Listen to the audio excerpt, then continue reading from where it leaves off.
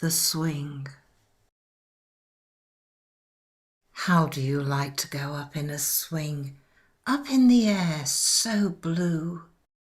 Oh, I do think it the pleasantest thing ever a child can do.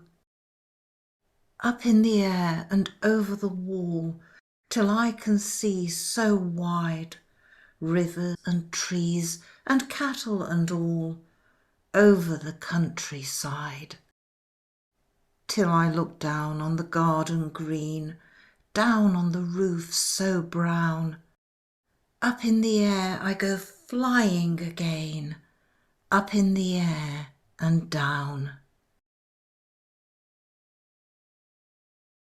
To a Louse by Robert Burns. On seeing one on a lady's bonnet at church. Ha! Where are you going, you crowling fairly? Your impudence protects you sairly. I canna say, but ye strunt rarely, our gauze and lace.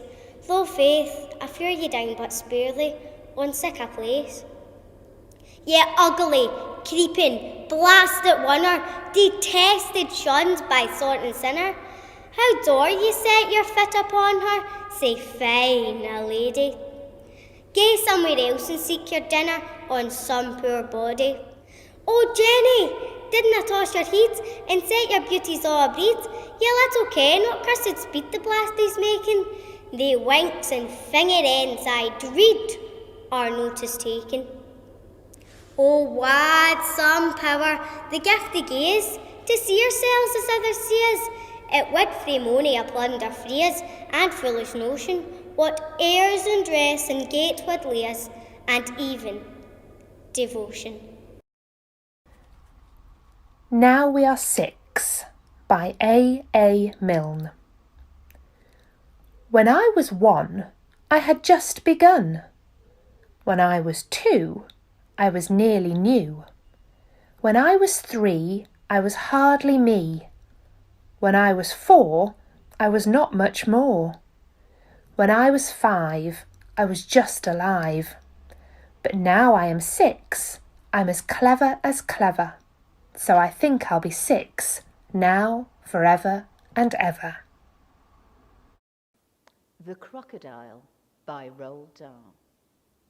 No animal is half as vile as Crockywalk, the crocodile.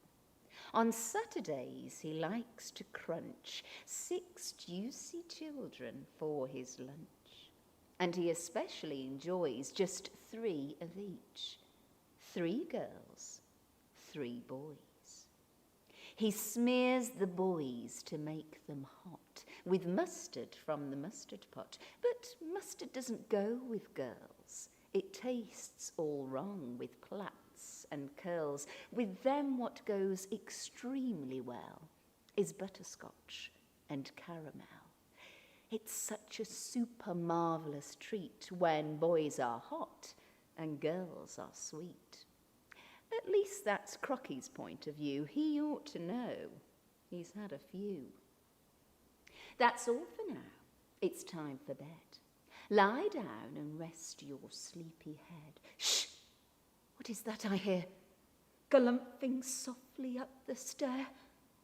Go lock the door and fetch my gun. Go on, child, hurry, quickly, run. No, stop.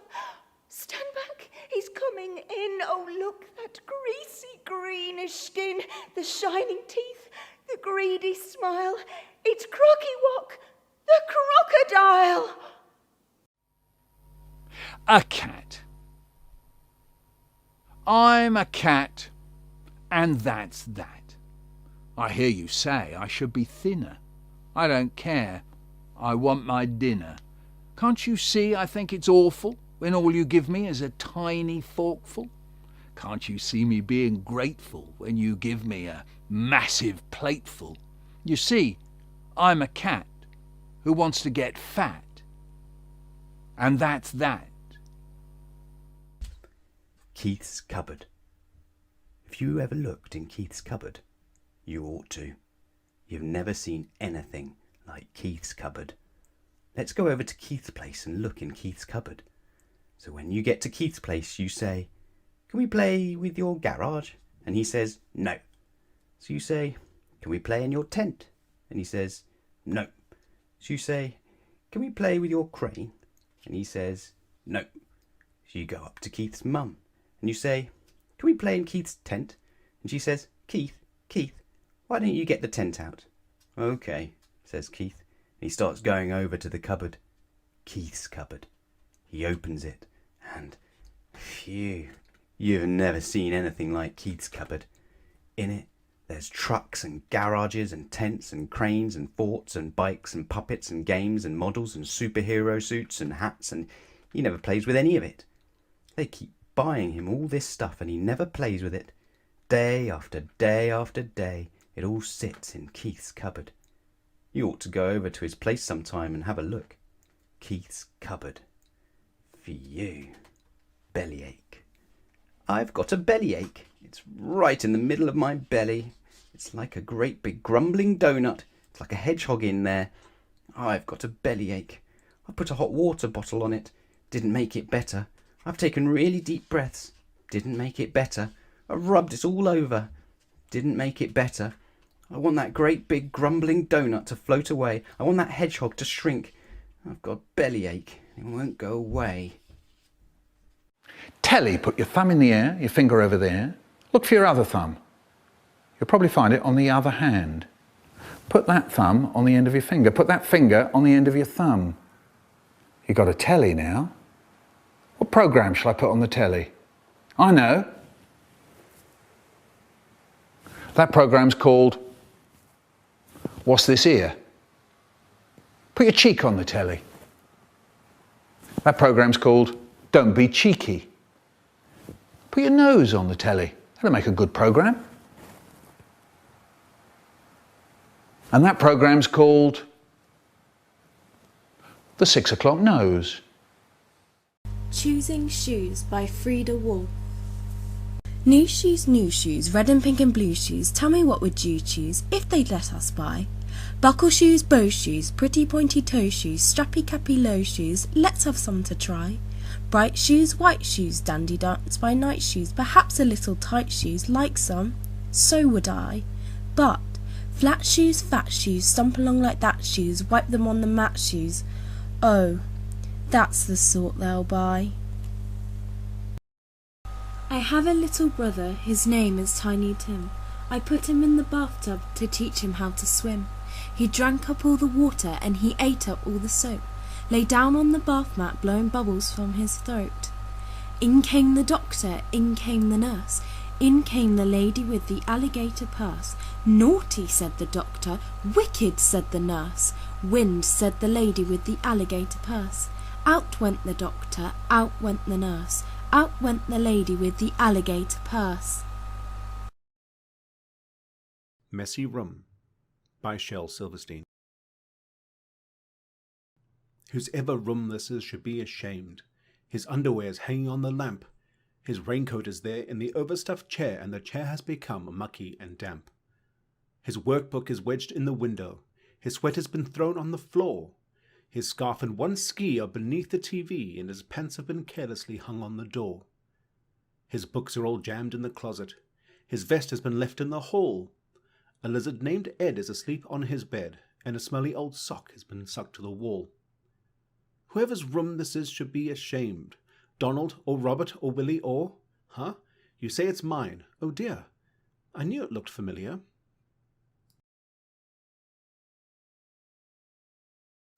Disobedience by A. Milne.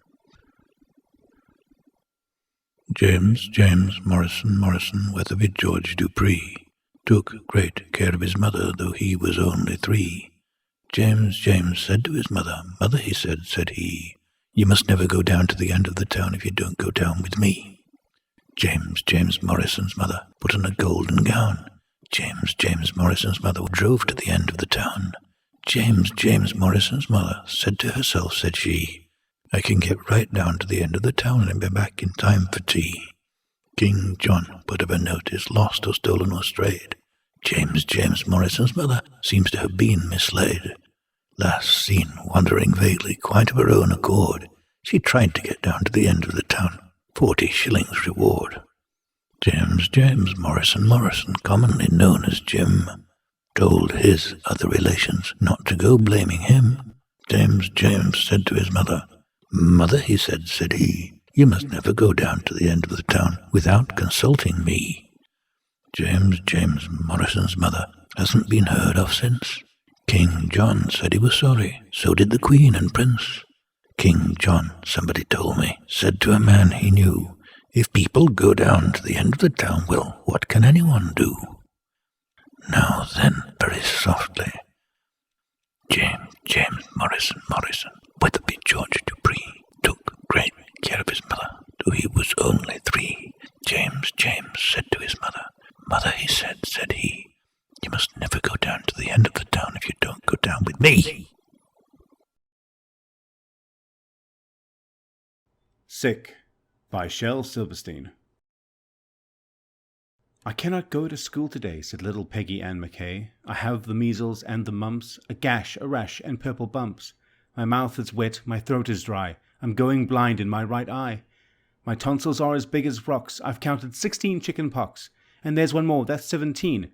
And don't you think my face looks green? My leg is cut, my eyes are blue, it might be instamatic flu. I cough and sneeze and gasp and choke, I'm sure that my left leg is broke. My hip hurts when I move my chin, my belly button's caving in. My back is wrenched, my ankle's sprained, my appendix pains each time it rains. My nose is cold, my toes are numb, I have a sliver in my thumb. My neck is stiff, my voice is weak, I hardly whisper when I speak. My tongue is filling up my mouth, I think my hair is falling out. My elbow is bent, my spine ain't straight, my temperature is 108. My brain is shrunk, I cannot hear, there is a hole inside my ear. I have a hangnail and my heart is what? What's that you say? You say today is Saturday. Goodbye, I'm going out to play. I'm big. I'm big. I'm very big. Because I'm very big, I can grab your pen and you're scared to try and get your pen back because I'm big, very big. But I've heard that when people grow up, some people grow faster than others. This means that when I'm grown up, you may be big and I may be not so big. This is one of the things I worry about. The clock is stuck. Please make detention end. I shouldn't even be here. It should have been my friend. She's the one who stole the lock of the cubicle number 2. So poor old Mrs. Barleycorn couldn't use the staff room loo. Just because the stolen lock were in my bag last night, with screwdriver, tools and the staff room key, to make me a criminal, right? So here I am, and here I stay. I guess it's just my luck. And now I've got a lifetime detention because the clock on the wall is stuck. I think mice are rather nice. Their tails are long, their faces small. They haven't any chin at all. Their ears are pink, their teeth are white. They run around the house at night. They nibble things they shouldn't touch, and no one seems to like them much. But I think mice are rather nice.